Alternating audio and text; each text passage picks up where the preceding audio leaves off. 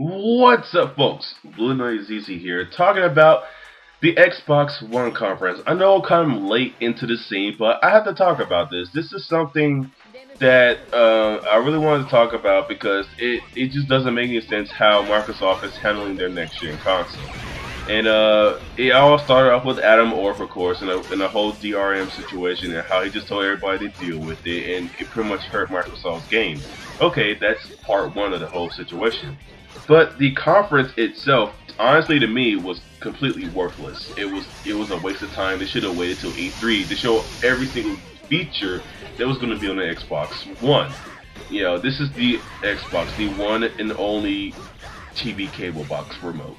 And the thing is about this so-called gaming console is the fact that this thing now can turn on your TV. You can use Skype on there. You can do multiple things on there. You can multitask, such as watch movies and browse the internet or play games or whatever.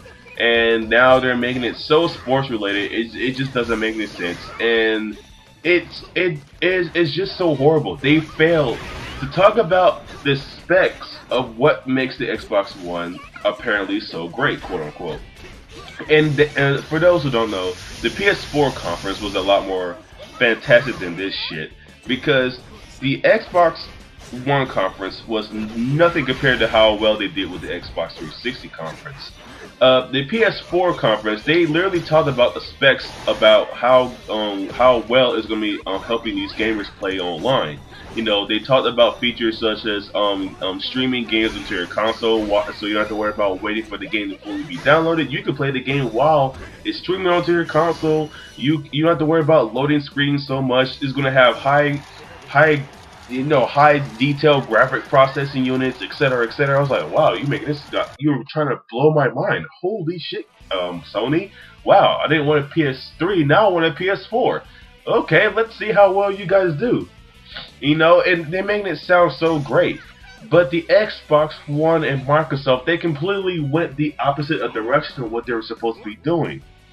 They didn't talk about the specs. They didn't talk about the processing units or the hard drive or anything from the actual system. They just talk about features, like telling my TV like, oh, Xbox, turn my TV on. You know, Xbox, go home. Literally, Xbox, Microsoft, go home. They talked about features such as, oh, you know, you could Skype call, you could watch TV now directly. You can turn your TV on. It's becoming a giant TV remote. Oh, we have ESPN, we have Sports Center. We can watch UFC fighting live. Let's show cutscenes of these guys talking about UFC that I don't give two shits about. Let's show. Oh, hey, we got some samples of our latest new engine for Forza Motorsports, FIFA, and NFL football, Madden. Oh, let's show those. Those look like cutscenes.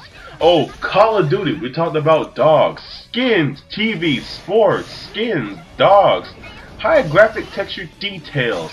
We're gonna show 30 seconds of actual shooting from Call of Duty. Our biggest gaming group of all time, Activision and Infinity Ward. Really, they're your biggest. Halo and all these other indie gamers out here has more fame than Call of Duty now. Call of Duty is slowly dying out, and for you to say that your best developing group is Infinity Ward and Activision, it kind of hurts your game a little bit, guys. The thing that bothered me the most, Adam Sessler was there. He wasn't the person that bothered me.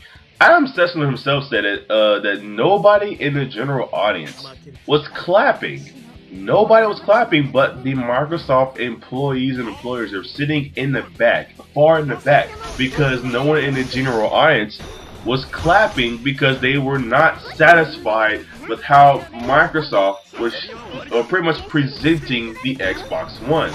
And I was kind of shocked about this, but at the same time, I laughed because the audience applause were fake. Because there was nothing good about the Xbox One. They showed nothing that could help push gaming to the next level. And then, of course, later on down the line, they blamed the gaming community. They blamed the gaming media because of the way how we presented the Xbox One and how much we pretty much said that the Xbox One looked like shit. And so they even went as towards is pretty much locking down their YouTube page so that no one can make comments about it, or and so that no one can challenge their authority. Well, Xbox, you kind of had a bad run with the Xbox One. You failed to get rid of all these rumors. You failed to prove yourself. You got a guy, one of your employees, pretty much disrespect the gaming community, and you failed to show your hardware specs that could help possibly push gaming to the next level. Honestly, you should have waited to do all of this, including a conference at E3. E3 is right around the goddamn corner. You should have waited. You literally should have waited. I understand that you guys want to pretty much show that you're better than PS4, which you didn't do. You should have just waited till E3. You know, of course, Sony did their conference earlier this year, but they did it at a time where it was nowhere near E3, and they did it fantastically. They talked about the things that were going to be pushing gaming to the next level.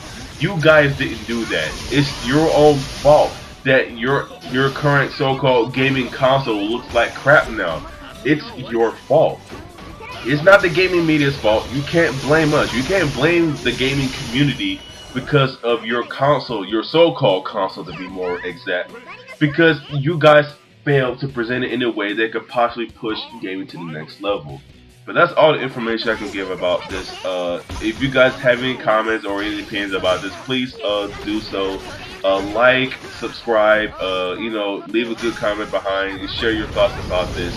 So next time, I'm Blue Noise, over and out.